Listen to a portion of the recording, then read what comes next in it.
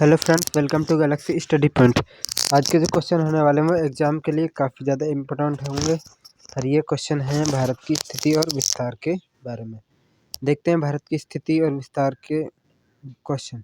देखिए, पहला प्रश्न है, भारत की पूर्व से पश्चिम तक की लंबाई कितनी है। एसएससी सीजीएल 2002 का पूछा हुआ यह क्वेश्चन है।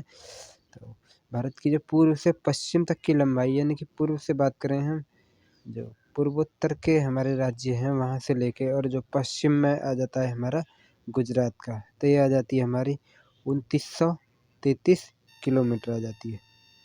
देख लेते हैं इसका आंसर। इसका राइट आंसर आएगा 2933 किलोमीटर है। अगले प्रश्न की ओर चलते हैं।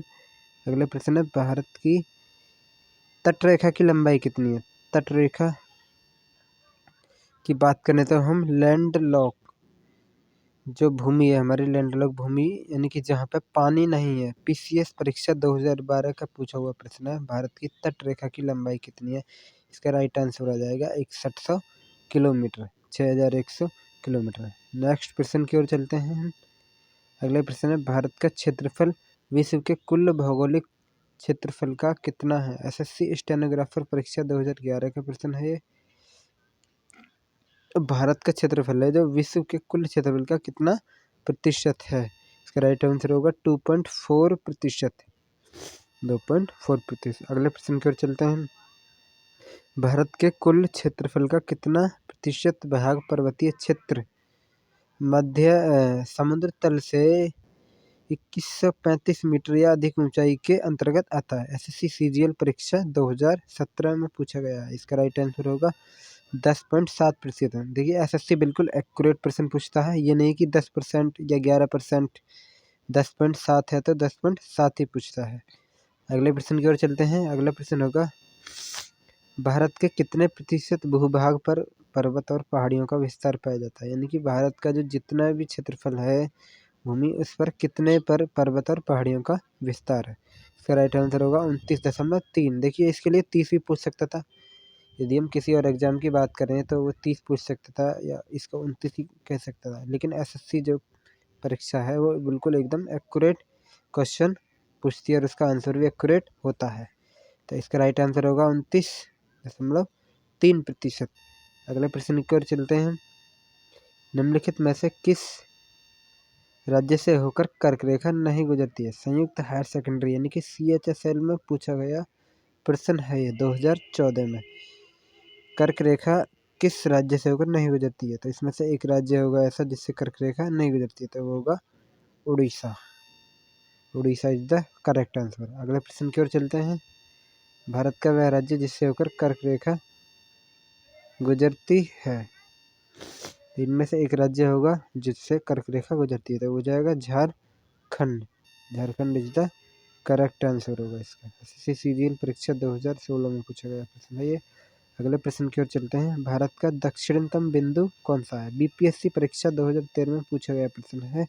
भारत का दक्षिणतम इंदिरा पॉइंट है या इंदिरा कॉल है। तो इसका राइट आंसर हो जाएगा इंदिरा पॉइंट। यदि उत्तरी बिंदु की बात करें हम तो वो हो जाता है इंदिरा कॉल। अगले प्रश्न की ओर चलते हैं।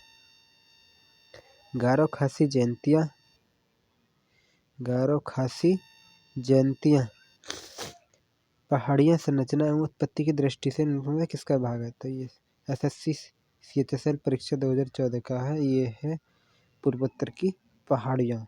पूर्वोत्तर में एक सिक्किम राज्य है, वहाँ पर गारो खासी जयंतियाँ, सॉरी मेघालय राज्य है।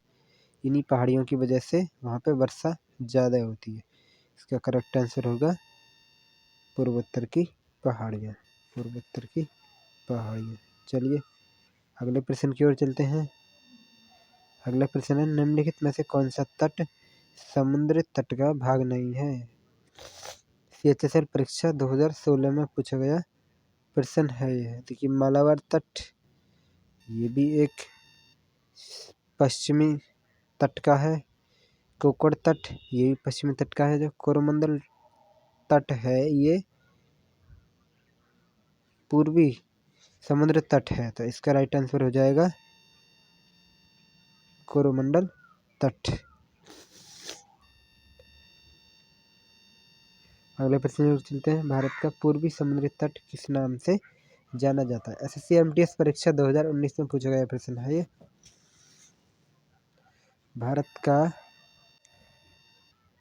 भारत का पूर्वी समुद्री तट किस नाम से जाना जाता है? तो इसका राइट आंसर होगा कोरोमंडल तट। जो पूर्व का तट है उसी को कोरोमंडल तट कहते हैं। जैसे इससे पहला वाला प्रश्न था, इसमें से पश्चिमी तट का कौन सा भाग नहीं है, तो इसका राइट आंसर था कोरोमंडल तट। यानी कि ये जो कोरोमंडल तट है ये पश्चिमी तट पूर्वी तट का भाग है, पश्चिमी तट का नहीं है। चलिए अगले प्रश्न की ओर चलते हैं। इंदिरा पॉइंट का अन्य नाम क्या है? एसएससी टैक्स असिस्टेंट परीक्षा 2009 में है। इंदिरा पॉइंट का अन्य नाम यानी कि दूसरा नाम क्या हो जाएगा? तो ये सभी नाम से इसको जाना जाता है। पार्सन के नाम से जाना जाता है, पार्सन पॉइंट, लाहिचिंग, Pygmalion point, all of these इसका करेक्ट आंसर होगा। चलिए अगले प्रश्न की ओर चलते हैं। एनटीपीसी परीक्षा 2016 में पूछा गया है। कोकण तट कहाँ से कहाँ तक विस्तृत है? गोवा से दमन तक, गोवा से मुंबई तक, गोवा से कोच्चि तक, गोवा से द्वीप तक। इसका राइट आंसर हो जाएगा गोवा से दमन तक। जो शुरुआत वाला है उसी को हम कोकण तट कहते हैं। अगले प्रश्न की ओर चलते हैं। लक्षद्वीप समूह के द्वीपों की उत्पत्ति किस प्रकार से हुई है? मृदा निरपेक्षण से हुई है, प्रवाल उत्पत्ति से, ज्वालामुखी उत्पत्ति से, या इनमें से कोई नहीं? देखिए यूपी ROAR 2014 पीसीएस परीक्षा कराती है ROAR, इसमें पूछा गया प्रश्न है। इसका राइट आंसर होगा प्रवाल उत्पत्ति से। अगले प्रश्न की ओर चलते हैं। कौन सा कथन सही या गलत है? एसएससी एमटीएस परीक्षा 2014 में भारत के 29.3% भाग पर्वतीय है। भारत के क्षेत्रफल का 27.7% भाग पठारी है। भारत के क्षेत्रफल का 48.0% भाग मैदानी है। भारत का अक्षांशीय विस्तार 8 मिनट 4 डिग्री उत्तरी अक्षांश से 37 डिग्री 6 मिनट उत्तरी अक्षांश तक है। इसका राइट आंसर होगा 48.0% भाग मैदानी है, बाकी सभी ये गलत है। अगले प्रश्न की ओर चलते हैं। एनटीपीसी परीक्षा 2016 में पूछा गया है। किस भारतीय राज्य की सीमा सर्वाधिक राज्यों को स्पर्श करती है? आंध्र प्रदेश, मध्य प्रदेश, असम या उत्तर प्रदेश? देखिए इसको हमें दिख ही रहा होगा आराम से, एक राज्य जो बिल्कुल उत्तर में पड़ता है और वो है उत्तर प्रदेश। लगभग चारों ओर के 10 से 12 राज्यों को स्पर्श करता है। अगले प्रश्न की ओर चलते हैं। निम्नलिखित में से किस राज्य की तटरेखा सबसे लंबी है? सभी जानते होंगे, इसका करेक्ट आंसर होने वाला है गुजरात। राज्य की तटरेखा सबसे लंबी है। अगले प्रश्न की ओर चलते हैं। भारतीय राज्यों में किससे होकर कर्क रेखा नहीं गुजरती है? एसएससी एमटीएस परीक्षा 2013 में झारखंड, उत्तर प्रदेश, मध्य प्रदेश, गुजरात। तो इसमें से करेक्ट आंसर होगा उत्तर प्रदेश से होकर कर्क रेखा नहीं गुजरती है। अगले प्रश्न की ओर चलते हैं। कौन सी अक्षांश रेखा भारत के मध्य से होकर गुजरती है? भारत के बीचों बीच से होकर कौन सी अक्षांश रेखा गुजरती है? तो कर्क रेखा है जो भारत के बीचों बीच से होकर गुजरती है। कर्क रेखा भारत के कितने राज्य से होकर गुजरती है? तो इसका करेक्ट आंसर होने वाला है भारत के 8 राज्यों से होकर गुजरती है। निम्नलिखित में से कौन सा द्वीप भारत और श्रीलंका के मध्य में स्थित है?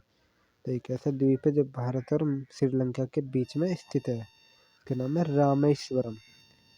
थार मरुभूमि कहाँ स्थित है? तो इससे पता चल रहा होगा कि इसको थार मरुस्थल कहते हैं। तो ये थार मरुस्थल कहाँ है? राजस्थान में। राजस्थान इसका करेक्ट आंसर होगा। अगले प्रश्न की ओर चलते हैं। दक्षिणी गंगोत्री क्या है? भारतीय नौसेना का युद्ध तक जलपोत, उत्तरी ध्रुव में स्थापित भारतीय वैज्ञानिक अनुसंधान केंद्र, अंटार्कटिका में स्थापित भारतीय वैज्ञानिक अनुसंधान केंद्र, यह प्रायद्वीपीय भारत की एक नदी। तो ये क्या है? अंटार्कटिका में स्थापित भारतीय वैज्ञानिक अनुसंधान केंद्र है। दक्षिणी गंगोत्री को ही हम क्या कहते हैं? अंटार्कटिका में स्थापित भारतीय वैज्ञानिक अनुसंधान केंद्र। अगले प्रश्न की ओर चलते हैं। एसएससी एमटीएस परीक्षा 2008 में न्यू मूर द्वीप कहाँ स्थित है? तो इसका करेक्ट आंसर होगा बे ऑफ बंगाल, यानी कि बंगाल की खाड़ी। अगला प्रश्न एसएससी सीजीएल 2016 में पूछा गया है। निम्नलिखित में से एक द्वीप है, इनमें से एक कौन सा द्वीप है? तो द्वीप तो एक ही है, दमन, दादर नगर हवेली, पांडिचेरी, ये बहुत सारे द्वीपों को मिलाकर, लेकिन एक ही जो द्वीप है वो खाली द्वीप है। अगले प्रश्न की ओर चलते हैं। स्वतंत्रता से पूर्व कौन सा भारतीय क्षेत्र काला पानी के नाम से जाना जाता है? यूपीपीसीएस परीक्षा 2015 में पूछा गया है। तो स्वतंत्रता से पहले जाना जाता था अंडमान निकोबार द्वीप समूह को काला पानी के नाम से जाना जाता है। अगले प्रश्न की ओर चलते हैं। प्राचीन भारतीय भौगोलिक मान्यता के अनुसार भारतवर्ष किस द्वीप का अंग था? एसएससी सीएचएसएल संयुक्त हायर सेकेंडरी लेवल परीक्षा में 2011 में पूछा गया। तो ऐसा कौन सा भारतीय भौगोलिक मान्यता के अनुसार कौन सा द्वीप था जिसको भारतवर्ष, प्राचीन भारतीय भौगोलिक मान्यता के अनुसार भारतवर्ष किस द्वीप का अंग था, यानी कि एक द्वीप था उसका अंग था।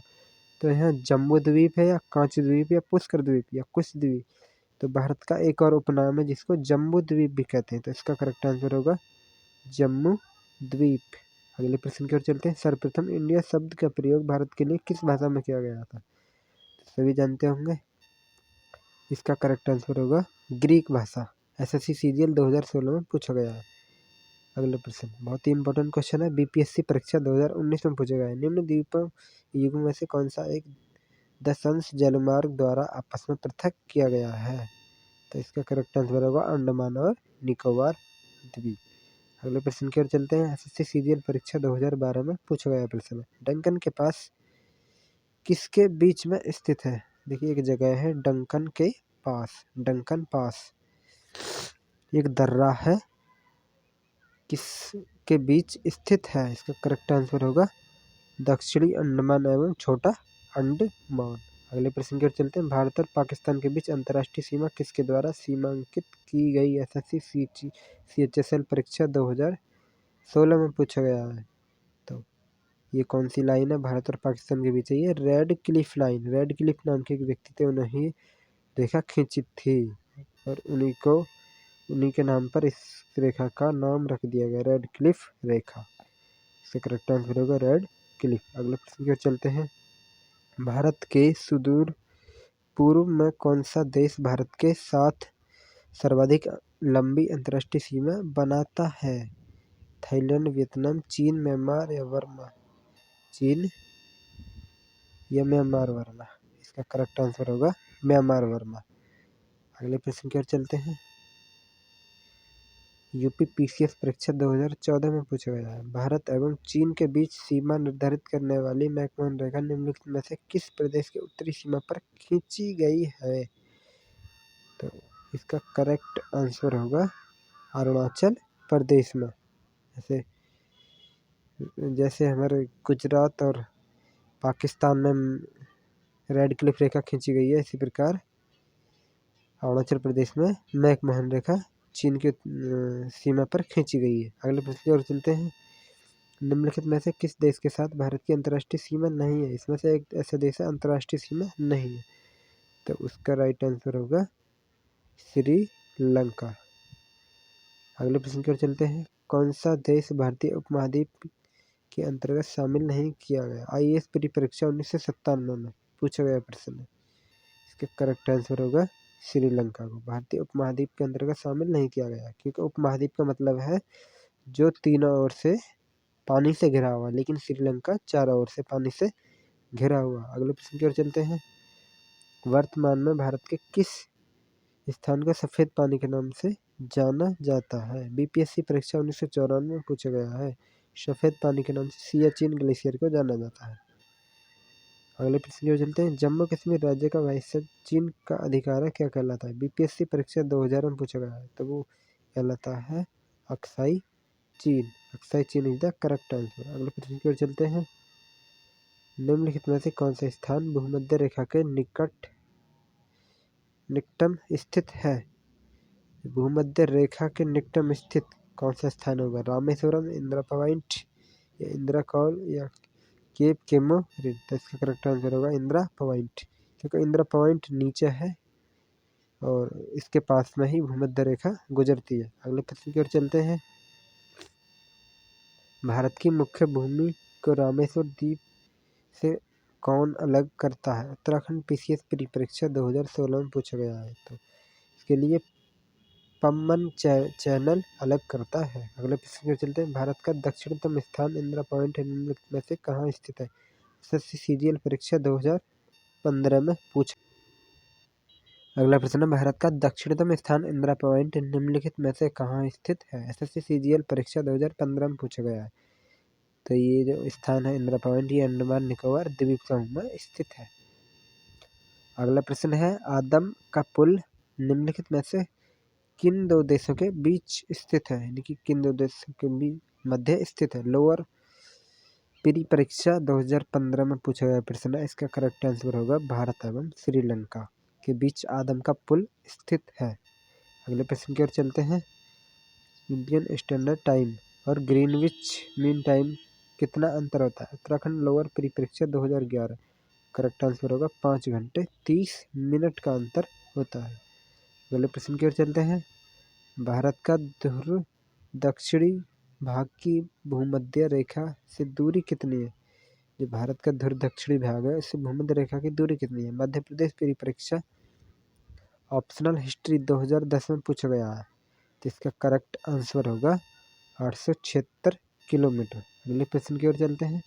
भारत की स्थलीय सीमा की लंबाई कितनी है? राजस्थान और आरटीएस प्री परीक्षा ऑप्शनल हिस्ट्री में पूछा गया है 2010 में। तो भारत की स्थलीय सीमा की लंबाई, ये प्रश्न पहले भी आ चुका था। इसका करेक्ट आंसर होने वाला है 15,200 किलोमीटर। यदि समुद्री तट की बात करें तो उसका करेक्ट आंसर हो जाता है 6100 किलोमीटर। अगले प्रश्न की ओर चलते हैं।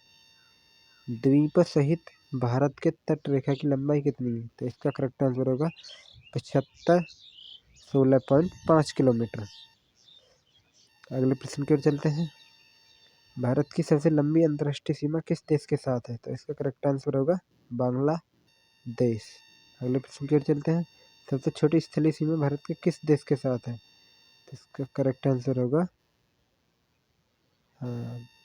भूटान। लेकिन ऑप्शन में अफगानिस्तान होता, तो इसका करेक्ट आंसर अफगानिस्तान जाता। आरआरबी गोरखपुर 2005 में पूछा गया प्रश्न है।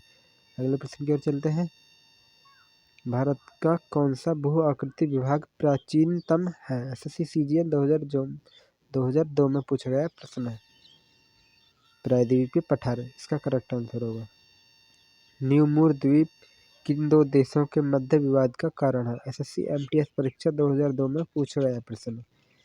काफ़ी ज़्यादा इम्पोर्टेंट है, नया नया प्रश्न लग रहा है क्योंकि 2002 के बाद में अभी तक इसको पूछा नहीं गया है। न्यूमूर द्वीप किन दो देशों के बीच विवाद का? तो भारत और बांग्लादेश के बीच विवाद का कारण बन गया है। अगले प्रश्न की ओर चलते हैं। पटकाई की पहाड़ियाँ भारत को अलग करती हैं। बीपीएससी परीक्षा 2002 में पूछा गया है। पटकाई की पहाड़ियाँ ये म्यांमार से भारत को अलग कर देती है। अगले प्रश्न की ओर चलते हैं। भारत और पाकिस्तान के बीच सड़क का निर्धारण किसने किया? जो भारत और पाकिस्तान के बीच सीमा का निर्धारण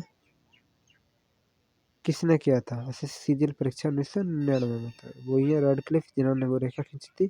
तो वही सर सिरिल जॉन रेडक्लिफ, इसका करेक्ट आंसर होगा। अगले प्रश्न की ओर चलते हैं। निम्नलिखित राज्यों में से कौन सा राज्य तीन तरफ से बांग्लादेश से घिरा हुआ है? यूपी पीसीएस प्री परीक्षा 1999 में पूछा गया है। इसका करेक्ट आंसर होगा त्रिपुरा। त्रिपुरा के तीन तरफ बांग्लादेश आता है। अगले प्रश्न की ओर चलते हैं। भारत के किस प्रदेश की सीमाएं तीन देशों क्रमशः नेपाल, भूटान, चीन से मिलती हैं? तो इसमें से एक राज्य दिख रहा होगा, तो वो होगा हमारा सिक्किम। सिक्किम एक ऐसा राज्य है जिसकी तीन देशों से सीमाएं मिलती हैं, नेपाल, भूटान और चीन से। अगले प्रश्न की ओर चलते हैं। अरावली एवं विंध्य श्रृंखलाओं के मध्य कौन सा पठार है? अरावली और विंध्याचल जो पर्वत है, इसके मध्य में कौन सा पठार है? उसको क्या कहा जाता है? तो इसको कहा जाता है मालवा का पठार। अगले प्रश्न की ओर चलते हैं। निम्नलिखित में से कौन सा एक भारत का प्रवाल द्वीप समूह? आईएएस प्री परीक्षा ऑप्शनल हिस्ट्री 1990 में पूछा गया है। तो इसका करेक्ट आंसर होगा लक्षद्वीप। इसको पहले प्रवाल द्वीप समूह कहा जाता था। चलिए अगले प्रश्न की ओर चलते हैं। और ये आज का अंतिम प्रश्न होने वाला है। भारत के किस भाग में बैरन ज्वालामुखी द्वीप स्थित है? इसका करेक्ट आंसर होगा अंडमान द्वीप समूह। तो ये थे आज के भारत की स्थिति और विस्तार के बारे के क्वेश्चन। तो इससे बाहर नहीं आ सकते भारत की स्थिति और विस्तार के बारे में। यहाँ पे टॉप 56 क्वेश्चन करा दिए हमने। ये 56 क्वेश्चन हो चुके हैं और यहाँ तक की बात सभी को समझ में आई होगी। वीडियो पसंद आई तो चैनल को सब्सक्राइब जरूर करें और लाइक ज़रूर करें। जय हिंद सभी को।